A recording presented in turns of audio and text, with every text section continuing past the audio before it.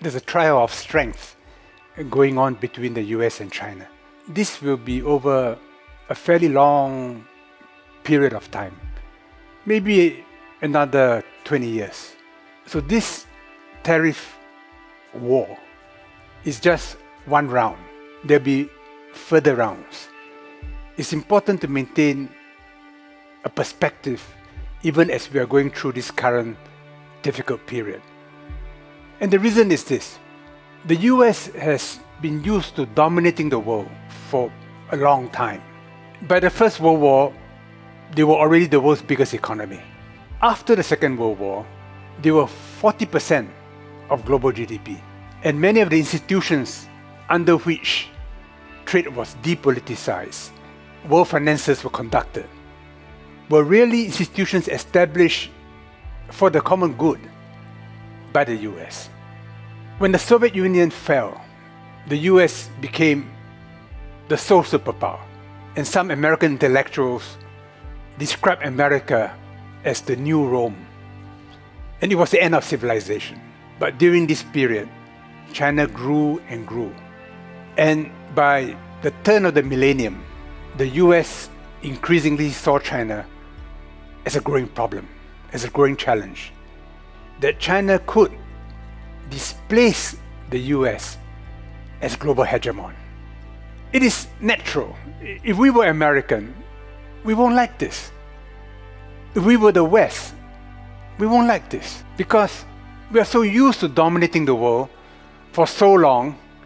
Now for another power to arise is unsettling. So we should not be surprised that in recent years, the Americans are reviewing the overall state of affairs. The global institutions, they no longer think are in their own interests. So they de-emphasize the UN. They've pulled out from the WHO, from the climate treaty. The WTO, they have deliberately not appointed judges to make it ineffective. And they prefer now to deal with countries bilaterally. This world is the world we're entering. And the Trump administration recognizes that the US now operates in a multipolar world. This was not the case before. Under Biden, they thought they could still dominate the world by skillful alliances. But in the end, after Gaza, after the Ukraine war, and with the US deficit growing, it is quite clear that the US no longer has the strength, the relative strength, to maintain a unipolar world.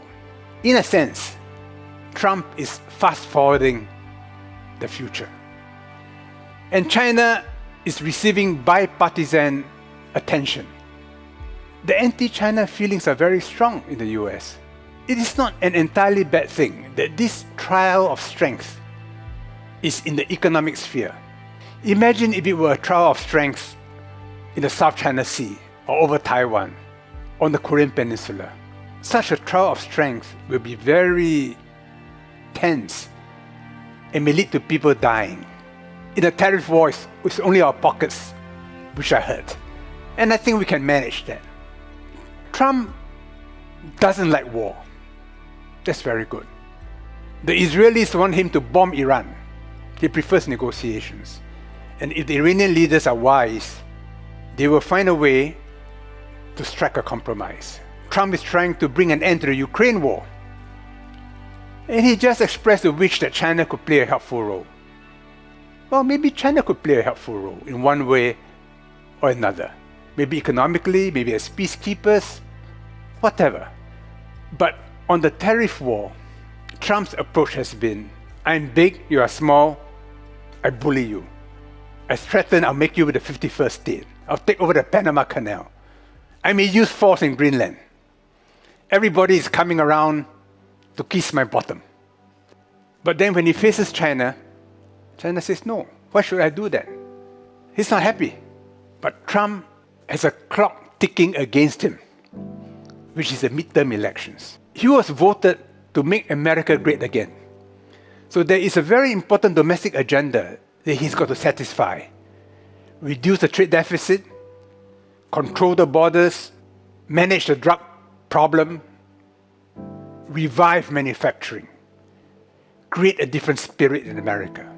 To do that, he wants to bring down the value of the US dollar without the US dollar losing its dominant position in the world and without causing recession. He wants America to consume less and China to consume more. China doesn't want victory over the US. That's not China's wish. China's wish is, I don't want to be bullied. If we negotiate as equals, you'll find me forthcoming. But if you threaten me, I will stiffen up. Trump is dramatic. He's aggressive. But if you look at his core, he's actually very consistent. He doesn't like wars. He believes that business is important. He wants the US to be strong, which, if you're an American, you agree is a good objective. But he has this very aggressive, dramatic style of negotiation, which annoys people. And he's made so many enemies in the world. Well, but this is his problem. It's also an opportunity for China. I mean, the Europeans are very angry the way Trump, J.D. Vance, Secretary Rubio speak to them.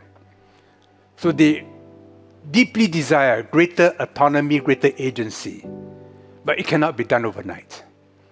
And I believe they will want better relations with China. China should not make Europe beg for it. As China wants face from America, China, knowing that Europe is now in a difficult position, should give face to Europe and to encourage Europe to take a more intermediate position. China cannot make Europe turn against America. That is not possible because their relationship is sealed in blood, in values, and by civilization. But Europe has its own interests in the Middle East, in Africa, in international trade, in the international financial system. China should support the euro because the renminbi cannot replace the US dollar.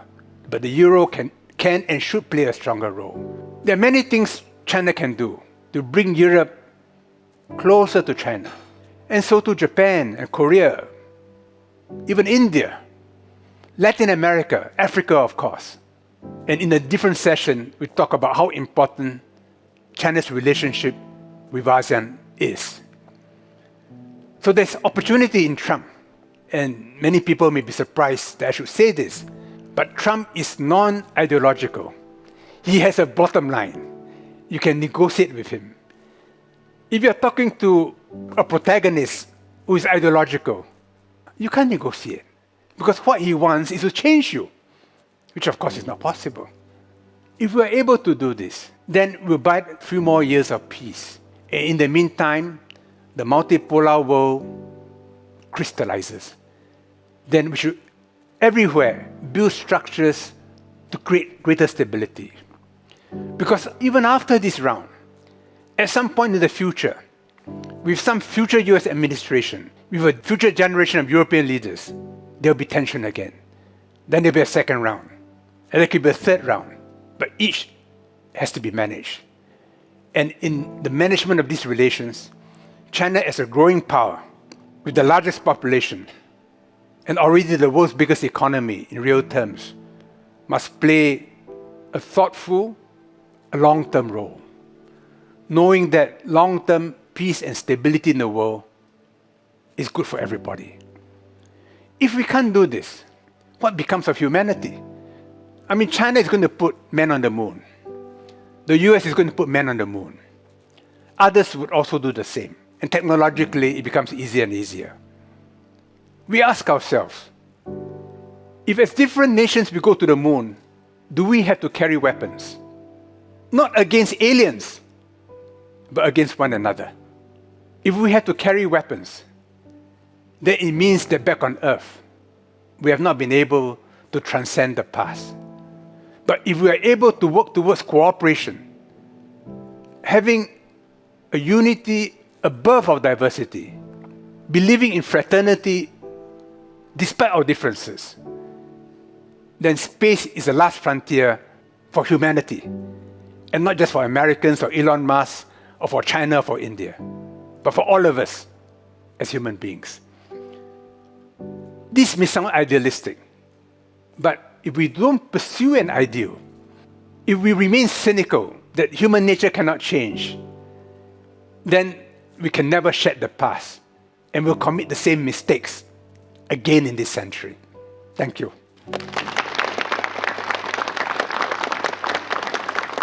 I think China has to be very steady. So if the US is fooling around, then China should not move. When the US is steady, then China should move and be patient. Eventually, they will understand the part that they have to play. Trump does understand, although he may get it wrong initially. You take, say, Taiwan. Trump has been asked repeatedly about Taiwan. He avoids it because he knows Taiwan is very sensitive to China. If he wants an agreement with China, he cannot use Taiwan. So he stays away from Taiwan. So Trump, from these last few weeks, knows that if you push China, China will be very firm. But if you are soft, China will be soft. So it's not a bad thing. In a sense, both sides are learning about each other. I want to ask Mr. Yo. You mentioned in your speech that there may be a sustained trial of strength. What do you think the eventual outcome of this round of China-US tariff face-off might look like? Any predictions? As I said earlier, Trump needs an agreement some kind of an agreement to convince his base that MAGA is working and that therefore they should continue to vote Republican. If people feel the pain of higher prices and a sense that Trump is not succeeding, then by the time of the midterms, some seats will be lost. Then Trump will be in trouble for the second half of his administration. I think we're at a rather unique phase in China-US relations. In a sense, the US needs to get used to a new approach, one defined by mutual respect and equal treatment, and by taking matters seriously. It's that simple. Indeed, honoring your words. So China is much better prepared now for a confrontation. But China doesn't want a confrontation. China still wants negotiation. But to have negotiations, you must be prepared for a confrontation. Mr. Yo hails from Singapore, a very important country. We also have a particular interest in learning its perspectives on China, the US, and China-US relations. For us, when there's a problem between the US and China, it's like father and mother quarreling. Really? Yeah, we rather not get involved because it's no win. And what we want is for father and mother to make up. That's our preference. Why? Because economically, we are very dependent on both countries. Our financial system is an American-controlled financial system. Well, there's a lot of money for us, a lot of jobs. I was from the armed forces, and I used to buy aeroplanes and helicopters and missiles for our Air Force. And much of our equipment comes from America. So our defense also relies a lot on our relationship with America. So we cannot cut our links to America, but we cannot cut our links to China either. So if we are forced to take sides, we'll say, 很麻烦, what do we do? So we try not to take sides, But if one day we have no choice, we must jump one side or the other because there's no more space. I would say if it's today, we may have to jump with America because that's our life. 20 years from now, I think we'll probably jump on China's side. Between now and then, we try to delay it for as long as possible. And our best strategy is to have an ASEAN position. Then all of us can go behind ASEAN, behind one position. And there is 700 million people. This is the reason why Singapore is such an ardent advocate of ASEAN solidarity, economically, politically, militarily. Regional international organizations like this can play a significant role. During our visit to Serbia last March, I had an in-depth discussion with a scholar. When I asked what lessons, especially cautionary ones, could be drawn from Yugoslavia's dissolution, he offered a relevant example that just came to my mind. He said, had Tito lived longer, and had Yugoslavia joined the European Economic Community as a unified entity, its tragic fragmentation might have been avoided. Among ASEAN's 10 member states, complexities abound. Take Myanmar, embroiled in internal conflicts yet still part of ASEAN. Other members face similar tensions, but their ASEAN membership acts as a protective umbrella. Fragmentation would inflict massive collective damage. This reminds me, regional integration, especially for smaller states, creates a supranational framework that safeguards national interests and fosters common welfare. Does the U.S. exert greater pressure on Singapore?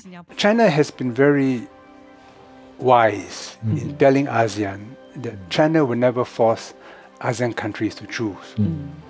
So now the Americans, when they visit ASEAN, they say, we will never force anybody to choose publicly. But privately, they apply pressure.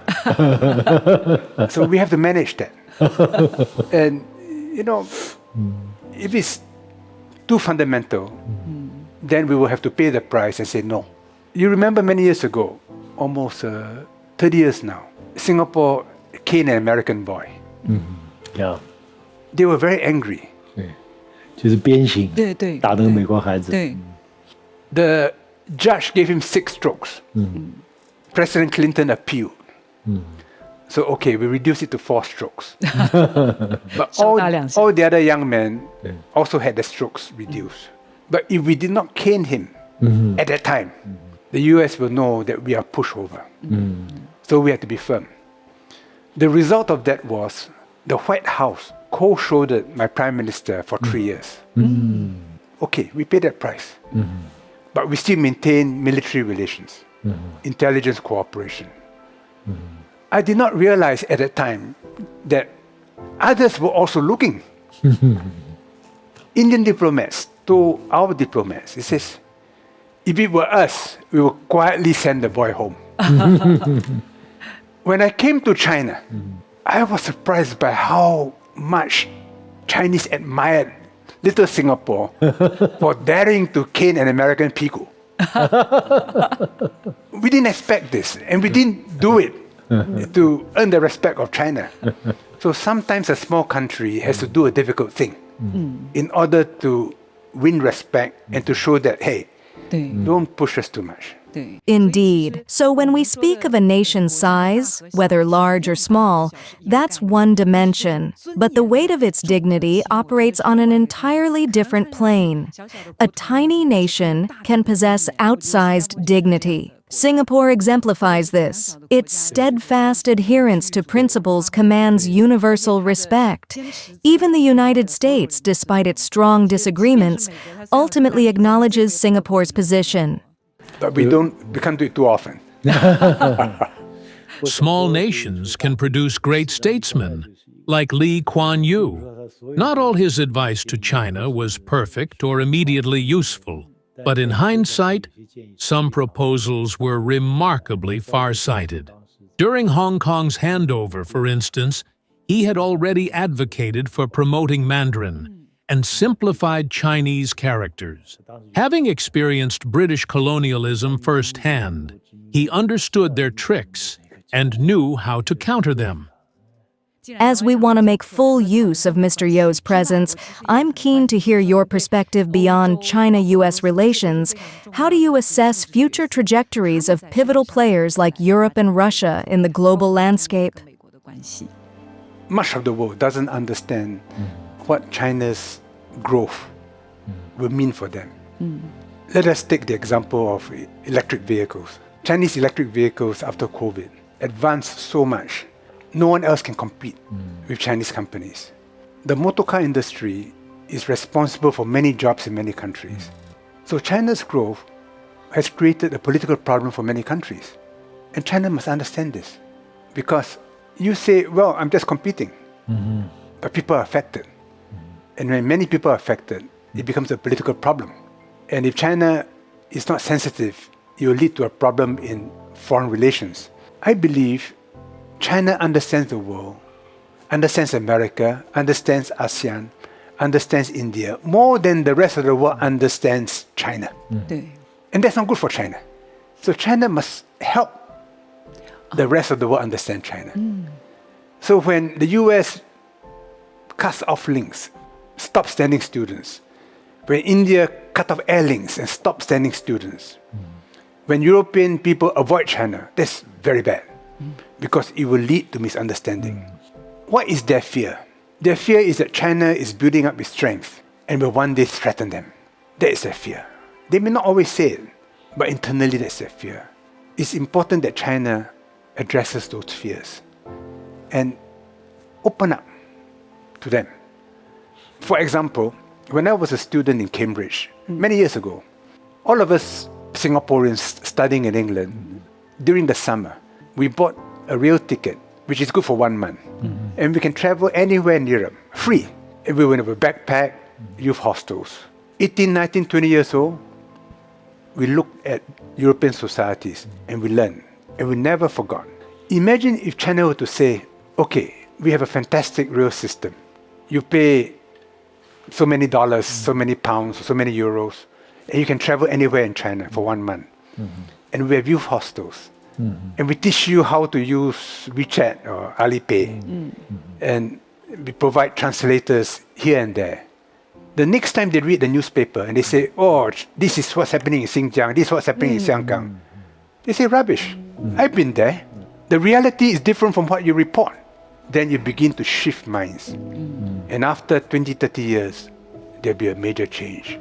China should think of a way of opening up to young people so that they will understand China in its reality, good and bad. Not all good, good and bad. But real. But real. Citizens from many major countries can now visit China visa-free, with durations extending from 2 weeks to a month, which is highly beneficial. His suggestion is excellent. Leveraging our world-class high-speed rail network, we could create weekly or monthly passes for foreign students with creative packaging. Give it a catchy English name, like the Eurail Pass he mentioned, enabling seamless travel across China.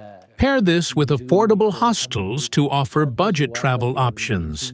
Such initiatives would allow visitors to see more, experience more, while shaping perceptions of future generations. Former Foreign Minister Yeo had worked in the Ministry of Defense. Is that so? Under Trump, not likely, because Trump knows how sensitive Taiwan is to China. And he's not ideological about Taiwan. But what he was saying is, I respect you only as a customer. That was what he was saying to China. And that was a very good reply that he gave. But he cannot say it a second time. Whenever he's asked questions about Taiwan, he avoids it. So I don't think there'll be trouble over Taiwan. But people around him, they will try to poke China using Taiwan. So when they introduced this Taifang system to the Philippines, China is annoyed. China says this is very unfriendly. But to me, is it really that important? China has to protest, I have no doubts. You know, when the Americans had bases in Clark Field and in Subic Bay, this was before 1988. Each base was bigger than Singapore. They were gigantic bases. Aeroplanes, soldiers, fire trucks, kitchens, shops, bars, everything. Today, when the Filipinos talk about letting the Americans use bases, they're tiny little things. Strategically, a nuisance to China. Will it make a difference between war and peace? I don't think so. But China has to protest. So that's my response to our Cantonese friend comments. I fully agree with this view. In reality, this cannot alter the strategic landscape. Indeed, overall, Trump has no intention of going to war. That's a fundamental assessment.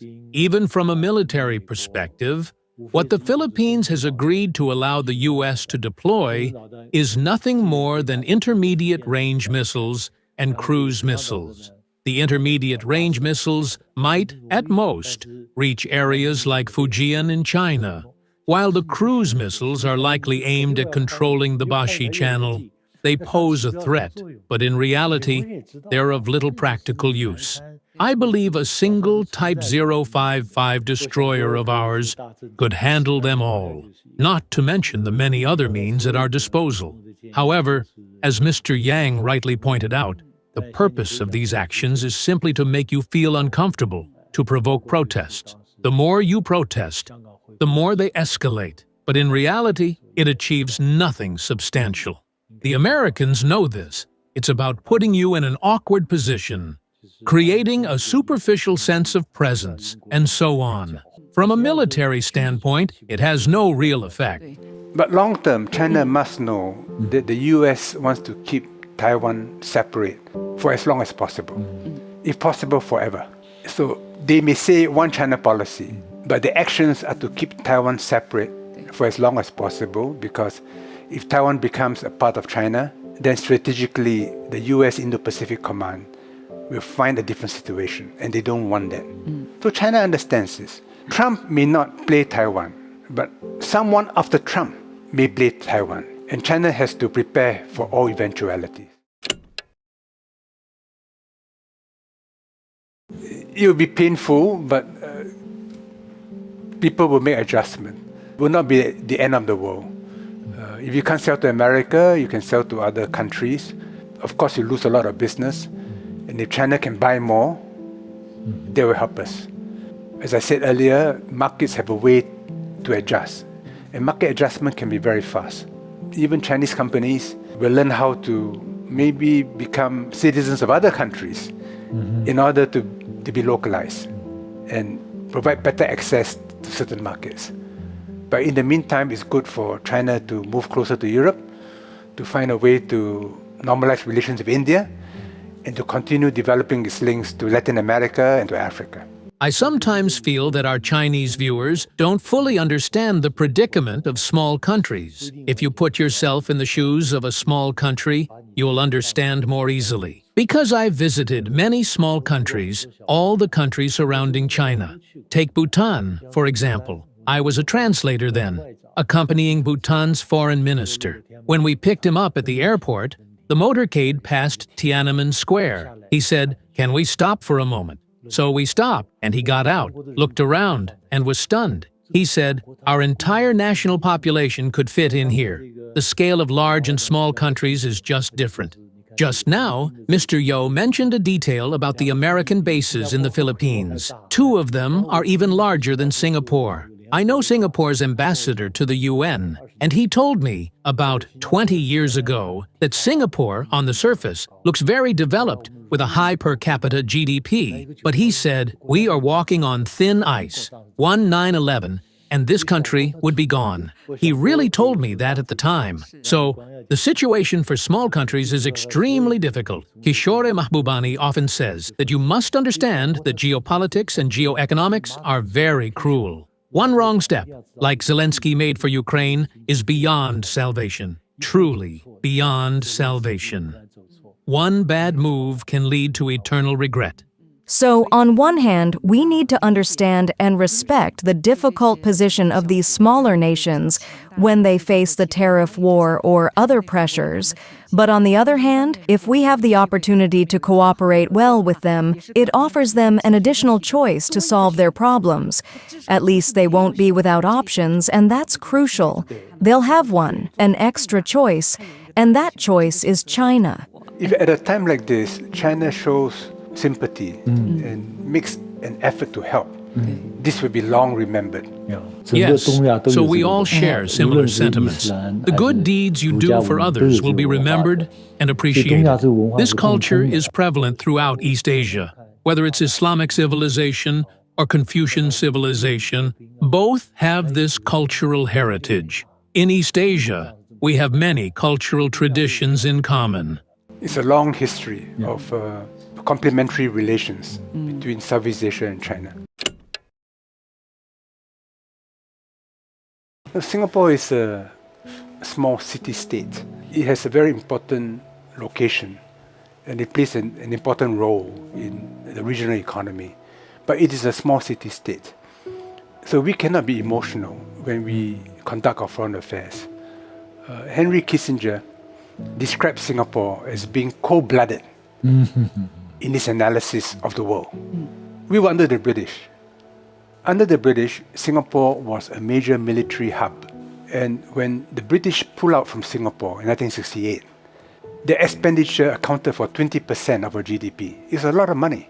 Lee Kuan Yew immediately flew to London to persuade the British Prime Minister to delay the withdrawal for 3 years, 3 harvests. It was important to us.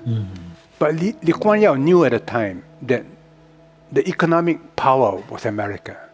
So he developed deep links to America. And our deep links to America enabled us to grow for 30 years at over 10% and made us a first world country.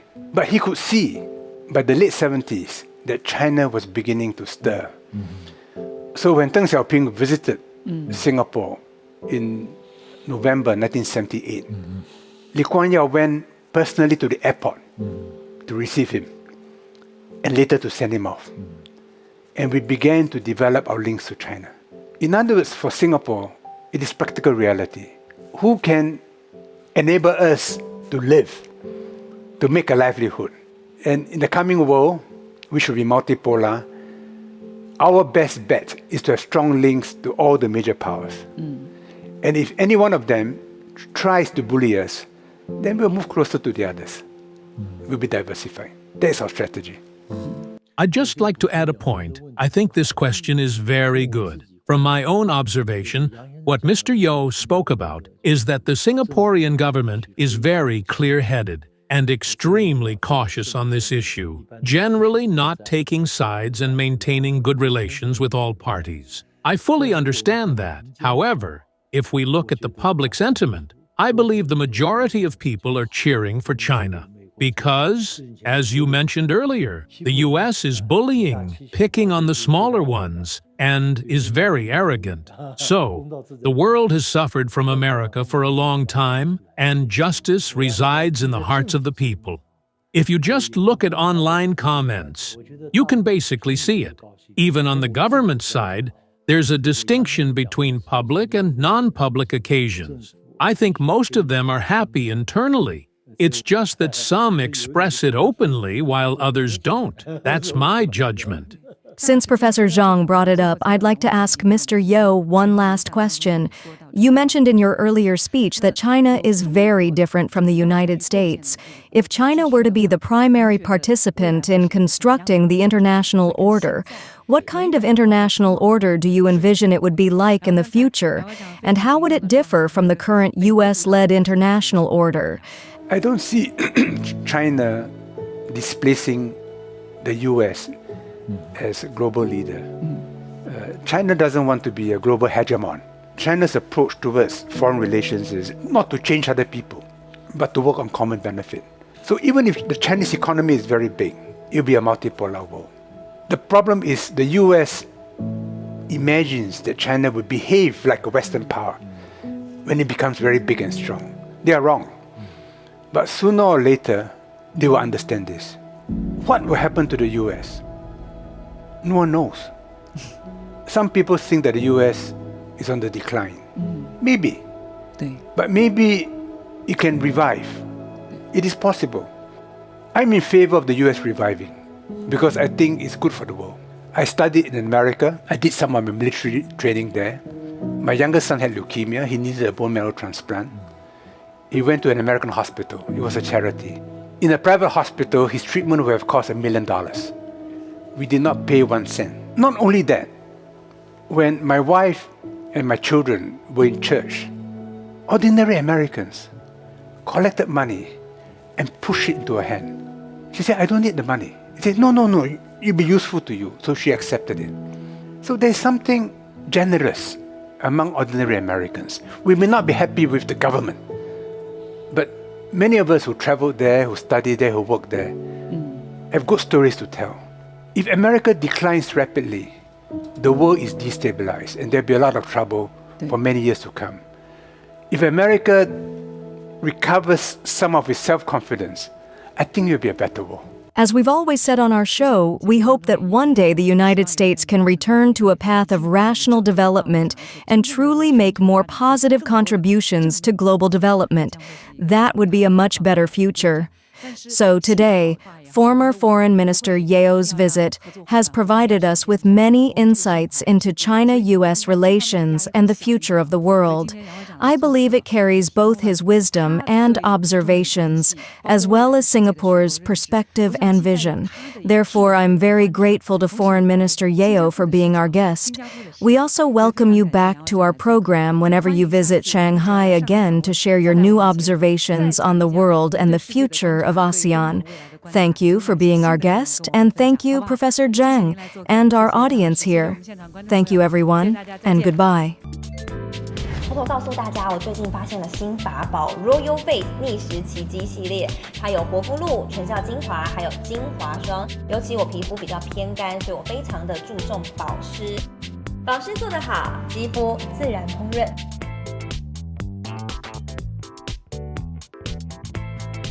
提亮肤色更年轻，抚平皱纹超有感，而且气色变好。用心保养，每天都更美一点。